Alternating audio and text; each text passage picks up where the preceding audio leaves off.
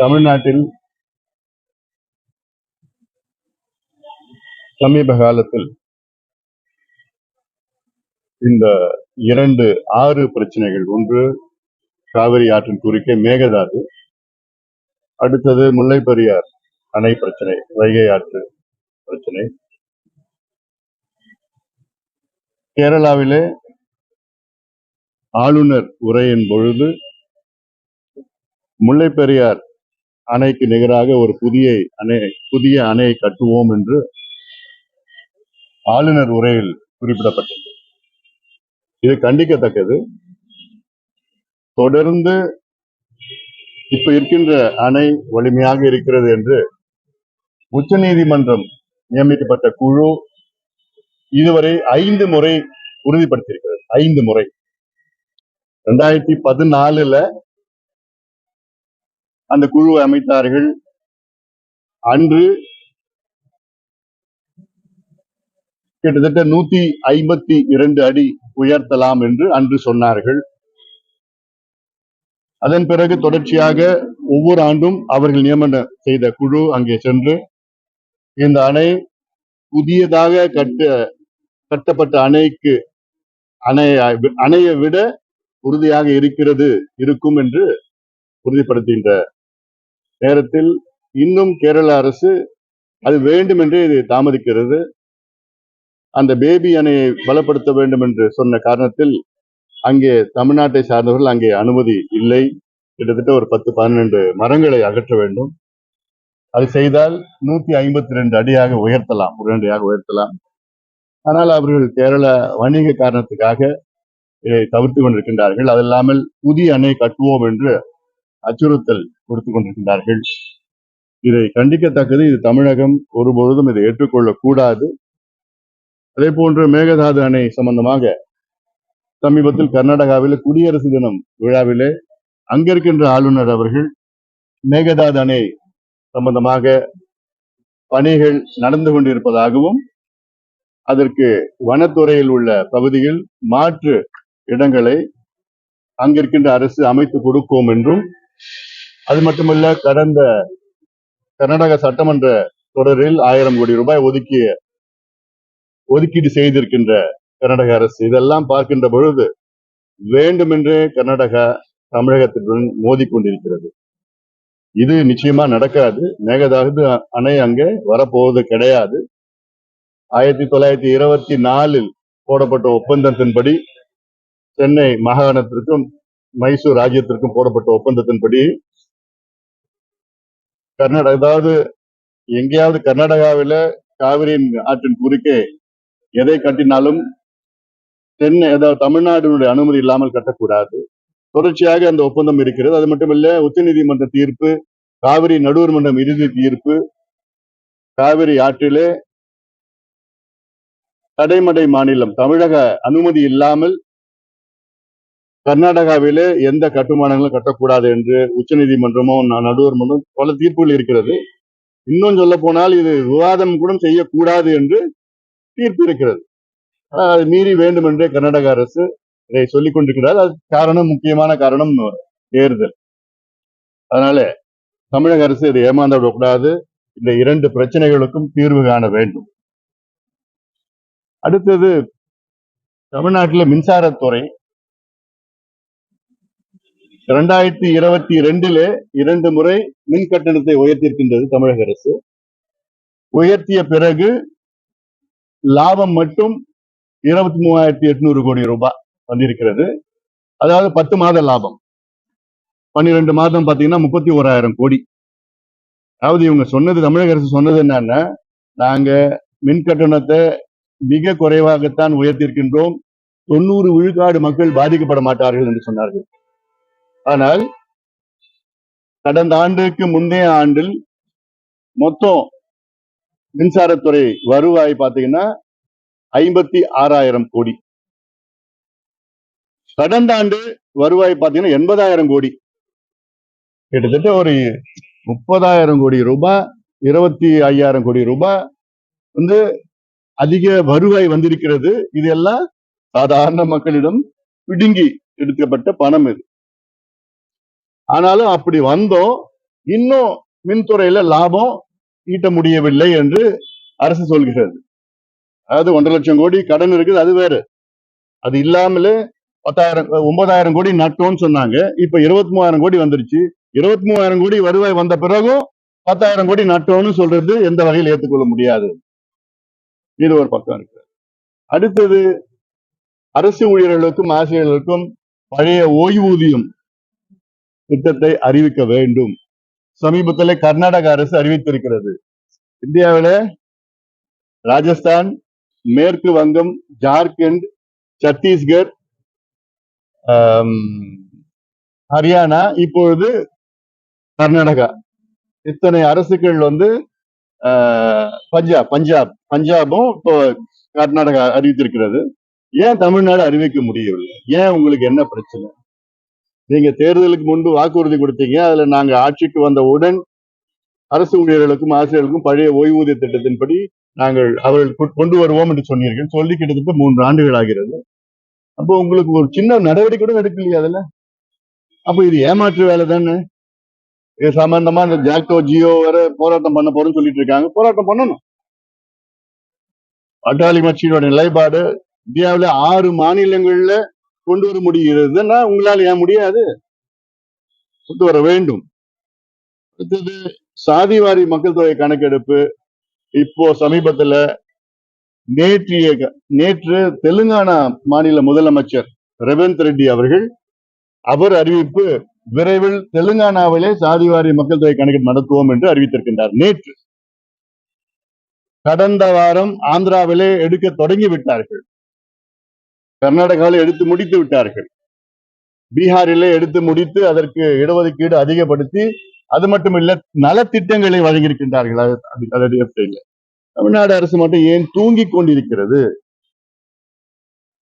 தூங்கிக் கொண்டிருக்கிறதா அல்லது தூங்குவது போல் நடித்து கொண்டிருக்கிறதா தெரியல. சமூக நீதின்னு நீங்க பேசுறீங்க, தந்தை பெரியார் வாரிசுன்னு பேசுறீங்க, தமிழ்நாடு தான் சமூக நீதி பிறப்பிடம்னு பேசுறீங்க. அது மேடை பேச்சு தான், வெறும் மேடை பேச்சு தானா? உண்மையிலே உங்களுக்கு தமிழ்நாடு வளரணும், வளர்ச்சி அடையணும்னு உங்களுக்கு விருப்பம் இல்லையா? தமிழ்நாட்டில் உள்ள பாதாளத்தில் இருக்கின்ற சமுதாயங்கள், மிக மிக மோசமான இருக்கின்ற சமுதாயங்கள், அவருடைய நிலையை கண்டறிந்து அவர்களுக்கு முன்னேற்றுகின்ற திட்டங்கள் கொடுக்க மனசு இல்லையா உங்களுக்கு? அதனால இதை உடனடியாக அறிவிக்க வேண்டும் என கேட்டுக்கொள்கிறேன். கேள்விகள் என்ன இருக்கா?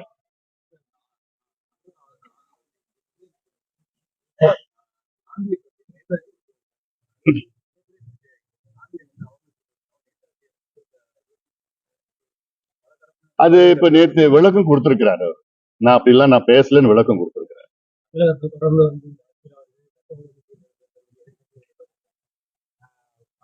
ஒரு காவல்துறை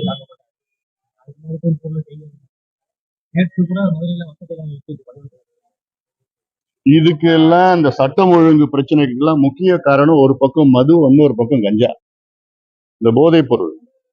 கடந்த 3 ஆண்டு காலமாக இந்த போதைப் பொருட்கள் பயன்பாடு கிட்டத்தட்ட நான் 10-20 மடங்குலாம் சொல்ல மாட்டேன், 50-100 மடங்குன்னு சொல்லலாம். எங்க பார்த்தாலும் இந்த கஞ்சா, இந்த கக்கேன், ஹெரோயின், இந்த எல்எஸ்டி, இந்த ஆம்பிட்டமின், என்ன எல்லாமே கிடைக்குது. அமெரிக்காவில் என்ன கிடைக்குமோ அது அத்தனை போதைப் பொருட்களும் இங்க கிடைக்குது. தமிழ்நாட்டில் சரளமா கிடைக்குது. இந்த அடுத்த தலைமுறை என்ன பண்ண போறோம்னு எங்களுக்கு எல்லாம் மிகப்பெரிய ஒரு ஏக்கத்துல இருக்கிறோம். ஏற்கனவே இந்த தலைமுறையை மது வச்சு கெடுத்து நாசம் பண்ணிட்டாங்க. ஆனாலும் அரசாங்கம் நடவடிக்கை எடுக்கல. நாங்க அப்பப்போ சத்தம் போட்டா ஏதோ ஒண்ணு, நாங்க கஞ்சா 2.0, 3.0, 4.0 டிரைவ் அப்படின்னு சொல்லிட்டு ஏதோ ஒரு 2000-3000 பேர் கைது பண்ணி அப்புறம் விட்டுடுறாங்க. அவ்வளவுதான். அதான் நடந்துட்டு இருக்குது. எஸ்ஐஆருக்கு பண்ணிட்டு இருக்காங்க. அதனால இதுதான் முக்கியமா சட்டம் ஒழுங்கு பிரச்சனை. இப்ப ஆசிரியர்களை தாக்குகின்ற சம்பவங்கள் பாத்தீங்கன்னா எப்படி பாக்குறாங்க? மாணவர்கள் கஞ்சா அடிச்சுட்டு தான். அதுவும் இல்லாம சமீபத்துல திருவண்ணாமலை போயிட்டு வந்தேன். கஞ்சாவுடைய தலைநகரம் திருவண்ணாமலை மாவட்டம் தான் தமிழ்நாட்டுல. அடுத்தது பாத்தீங்கன்னா நாகப்பட்டினம் மாவட்டம். திருவண்ணாமலையில ஆந்திரால இருந்து வருது, கஞ்சா வருது. அங்க எல்லா கிராமத்திலயும் கிடைக்கும். திருவண்ணாமலை டவுன், அண்ணாமலையார் கோயில் இருக்கிற அங்க பகுதியில சுத்தி எங்க பார்த்தாலும் கஞ்சா வித்துட்டு இருக்கிறாங்க. அங்க இருக்கிற அமைச்சர் ஏவா வேலு வேற இருக்க, அந்த தொகுதியின் அமைச்சர் ஏவா வேலு அவருக்கு தெரிஞ்சு பண்றாங்களா தெரியாம பண்றாங்களா எல்லாம் கண்டுக்காம விட்டுறாரா இல்ல எப்படியாவது நாசமா போட்டோம்னு அவர் மனசுல இருக்குதான்னு தெரியல எனக்கு. பாதிக்கப்படுறது இளைஞர்கள். ஒரு அமைச்சரா இருந்துகிட்டு அந்த மாவட்ட பொறுப்பு எடுத்துக்கிட்டு இவ்வளவு மோசமான பிரச்சனை அவர் மாவட்டத்தில் நடந்துட்டு இருக்குது. அதை பத்தி ஏதாவது ஒரு ரிவ்யூ பண்ணிருப்பாரா? யாராவது கேட்டிருப்பாரா? எவ்வளவு கடுமையான நடவடிக்கை எடுத்திருக்கணும் நேரம். இவ்வளவு மோசமா இருக்குது. அதுல அங்க பாத்தீங்கன்னா வழிப்பறி, கொலை, கற்பழிப்பு எல்லாமே கஞ்சாவில திருவண்ணாமலை போன்று தமிழ்நாட்டிலயும் அங்கங்க நடந்துட்டு இருக்குது. முதலமைச்சர் அதற்கு சிறப்பு கவனம் செலுத்தணும். டாக்டர் பிரிஸ்கிரிப்ஷன் இல்லாம வந்து இந்த சிட்டில் ஹெச் ட்ரக்ஸ்க்குலாம் வந்து ஒரு இது இருக்கு. அந்த நாம்சே வந்து இல்லாம இளைஞர்கள் வந்து கஞ்சாவோட அதிகமா வந்து இந்த போதைப் பொருட்கள் தான் வந்து அதிகம். இப்ப சமீபத்துல கூட பாத்தீங்கன்னா 23 கோடி ரூபாய்க்கு ஆம்பிட்டமின் குடிச்சிருக்கிறாங்கன்னு செய்தி எல்லாம் வந்துட்டு இருக்குது. அதனாலதான் சொல்லிட்டு இருக்கேன், அமெரிக்காவில என்னென்ன அந்த போதைப் பொருட்கள் பயன்படுத்துறாங்களோ, கொக்கைன், ஹெரோயின், LSD, ஆம்பிட்டமின் என்னென்ன இருக்கு எல்லாமே இங்க கிடைக்குது. அது என்னன்னு தெரியல, சமீபத்துல ஒரு 2-3 வருஷமா தான் அதிகமா பண்ணிட்டு இருக்காங்க. அப்போ என்ன நீங்க பண்ணிட்டு இருக்கீங்க? நான் முதலமைச்சரை பல முறை சந்திச்சிருக்கிறேன். முதல் சந்திப்புல நான் சொல்லியிருக்கிறேன், இது மோசமான போயிட்டு இருக்குங்க, நடவடிக்கை எடுங்க. ஏன்னா அவரு தான் காவல்துறை, அவர்கிட்ட தான் இருக்கு. காவல்துறையை மாதம் கூப்பிடுங்க, இதுக்கு மட்டும் கூப்பிடுங்க. அது இல்லாமல் வந்து போதை தடுப்பு பிரிவுக்கு வந்து கிட்டத்தட்ட 18,000 காவலர்கள் தேவைன்னு சொல்லியிருக்காங்க. போதுமானது கிடையாது, நியமனம் பண்ணுங்க. ஊர்காவல் படையில இருக்கிறாங்க, ரிட்டையர் ஆனாங்க, CRPF, ஆர்மி ரிட்டையர்மெண்ட் எல்லாம் இருக்கு. தற்காலிகமா கொடுங்க, 5 வருஷம் 10 வருஷம் வேலையை கொடுங்க. நிச்சயமா நல்லது நடக்கும். தடுக்கணும், அடுத்த தலைமுறை தடுக்கணும். நீங்க தான் திராவிட மாடல் சொல்லியே சாராயத்தை கொடுத்து நாசப்படுத்திட்டீங்க தலைமுறைய. அடுத்த தலைமுறையாவது காப்பாற்றணும்ல. சுகாதாரத்துறை வந்து ஏதாவது ஃபாலோ பண்ணணும், மெடிக்கல் ஷாப் நிச்சயமா அது பண்ணணும். அது இல்லாம யாரும் விற்க கூடாது. ஓவர் த கவுண்டர் ட்ரக்ஸ் இருக்கு, OTCன்னு இருக்குதா இல்ல, அதெல்லாம் சும்மா தலைவலி, இப்ப வயிற்று வலி, அதெல்லாம் வாந்தி, அதெல்லாம் கொடுத்துட்டு இருக்கணும். இதெல்லாம் வந்து பிரிஸ்கிரிப்ஷன் இல்லாம கொடுக்கணும்னா அவங்க கொடுத்தவங்க மேல கடுமையான நடவடிக்கை எடுக்கணும். ஏன்னா எல்லாமே இப்ப ஆன்லைன்ல வந்துடுச்சு வேற. ஏன்னா எல்லாம் ஆன்லைன் பிரிஸ்கிரிப்ஷன்ல இருக்குதா இல்ல, அதாவது இது தப்பிக்க முடியாதது. ஆனாலும் அது லூப் ஹோல்ஸ் எல்லாம் கொண்டு வந்துட்டு இருக்காங்க இளைஞர்கள்.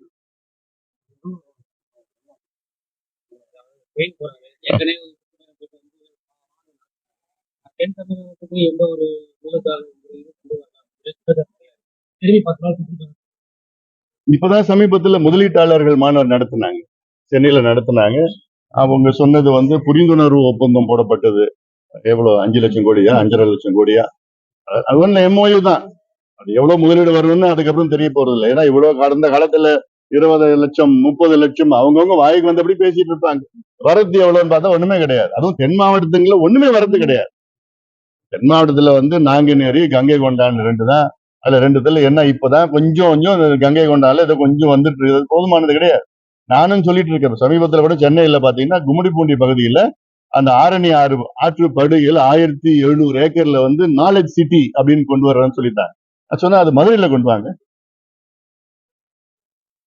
மதுரையில கொண்டு வாங்க. ஏன் அது எல்லாமே சென்னையில தான் கொண்டு வரணும்? சென்னையில முதல்ல இடம் கிடையாது.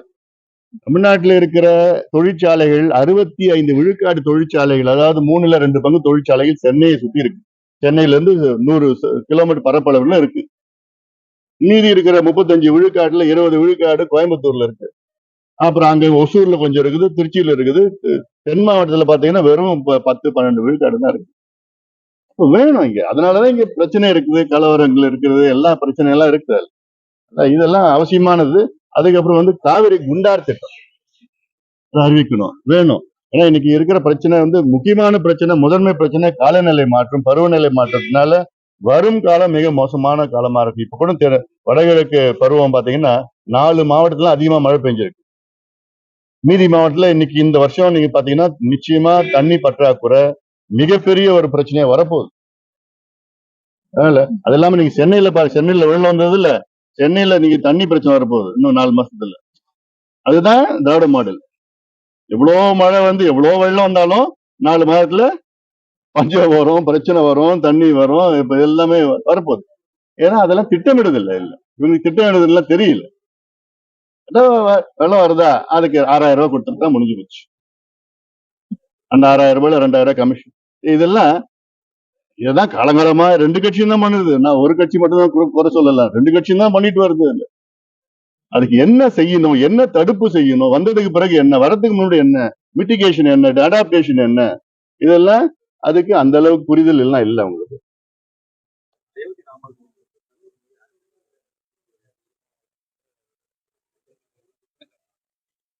அது அவங்க கண்ணோட்டத்துல அப்படி பார்த்துட்டு இருக்கிறாங்க. அது ஒரு ஒரு ஒரு கோவில் விழா நம்ம பார்க்கணும். திமுக அதிமுக மாற்றம் வந்து பாமக வந்து எழுச்சி மூன்றாவது அணி அமைக்கிறது பாமக. அதாவது இந்த நாடாளுமன்ற தேர்தல் சம்பந்தமாக எங்களுடைய நிலைப்பாட்டை விரைவில் அறிவிப்போம். எங்களுடைய மருத்துவர் ஐயா அவர்கள் அறிவிப்பார்.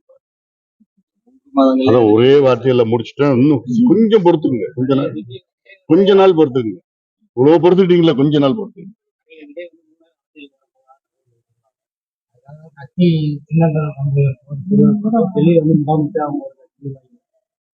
அவர்கள் வந்து உங்களை கூட்டணி அது இன்னும் கல்யாணமே ஆகல, அதுக்குள்ள குழந்தை பேரு. அரசியல்ல யார் வேணா வரலாம். யார் வராங்களோ அரசியல்ல வந்து நல்லது செய்யும். நன்றி.